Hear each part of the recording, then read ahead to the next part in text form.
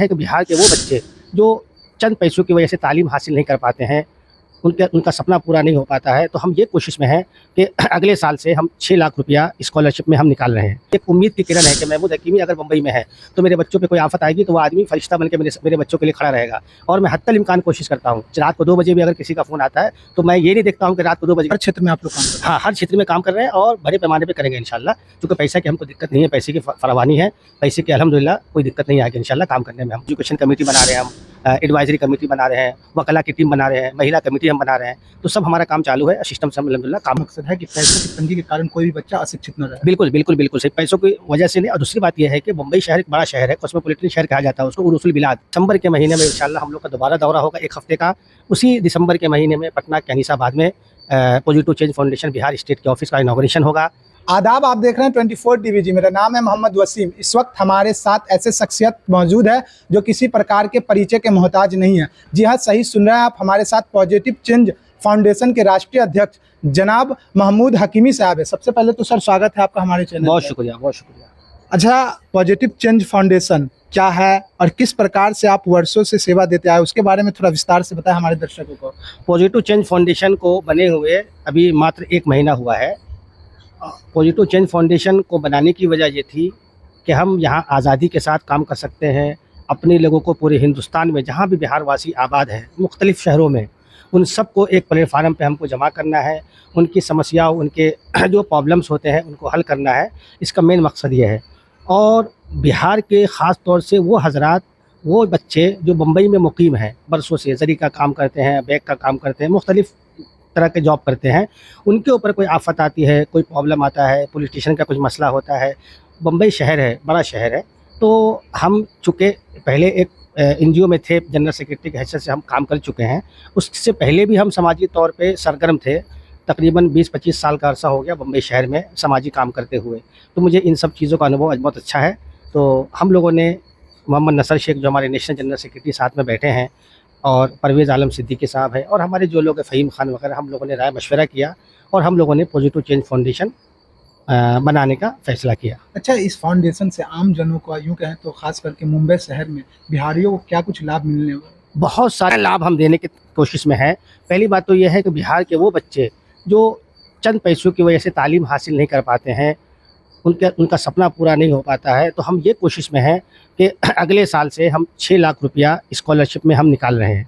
मतलब वो बिहार के बच्चे जो झोपड़पट्टी में रहते हैं, जो मुख्तलिफ़ इलाकों में मुंबई में रहते हैं, उनके पास पैसे भरने के असबाब नहीं है, फ़ीस भरने के, तो उनके फ़ीस का पूरा इंतज़ाम किया जाएगा और बड़े पैमाने पे स्कॉलरशिप दिया जाएगा। अगले साल से हमारी शुरुआत हो जाएगी, न्यू एकेडमिक ईयर अगले साल से।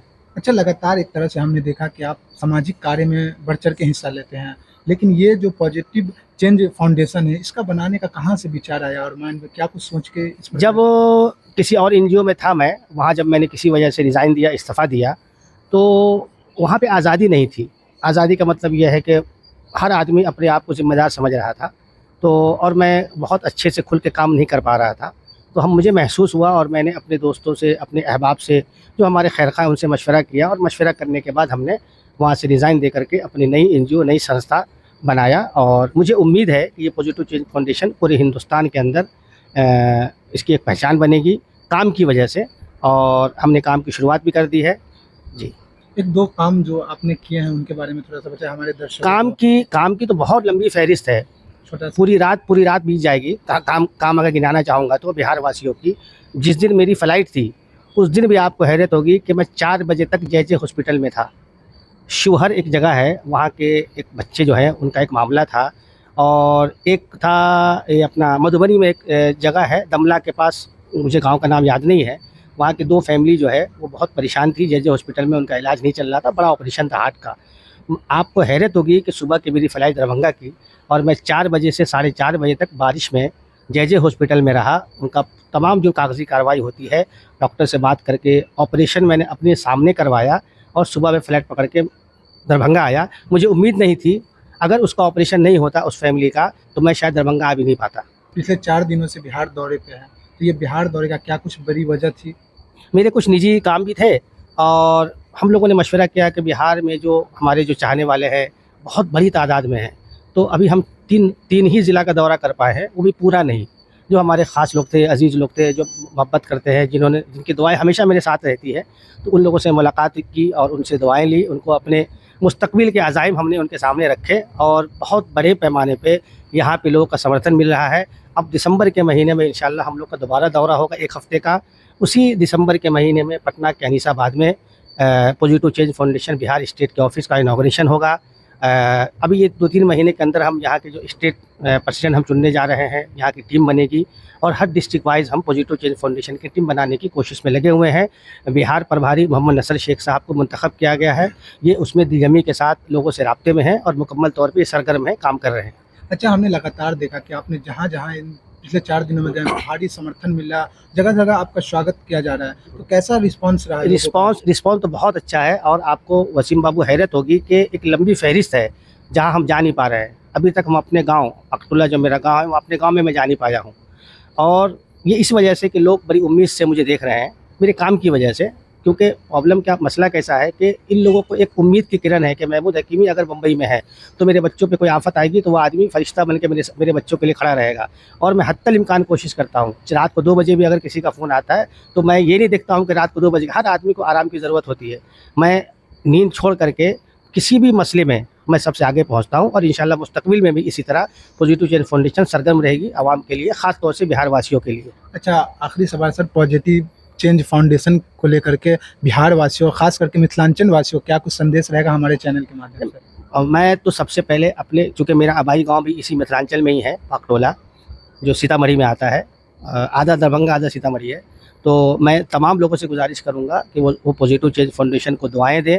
और हमने खुले तौर पे कह दिया है कि आप लोग मेंबरशिप का भी अभी अगले महीने से हम आगाज़ करने जा रहे हैं और ऑनलाइन मेंबरशिप भी हम शुरू करेंगे। आपको आने की ज़रूरत नहीं है, आपको सिर्फ ऑनलाइन फॉर्म भरना है और आप मेंबर बन जाएंगे।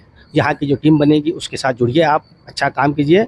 और पूरे हिंदुस्तान के अंदर स्कॉलरशिप का जो मसला है, जो सरकारी स्कॉलरशिप तो मिल जाती है, लेकिन हम अपने तौर पे भी उन गरीब बच्चों को जहाँ तक स्कॉलरशिप नहीं पहुँच पाता है वहाँ तक हम पहुँचाने की कोशिश करेंगे।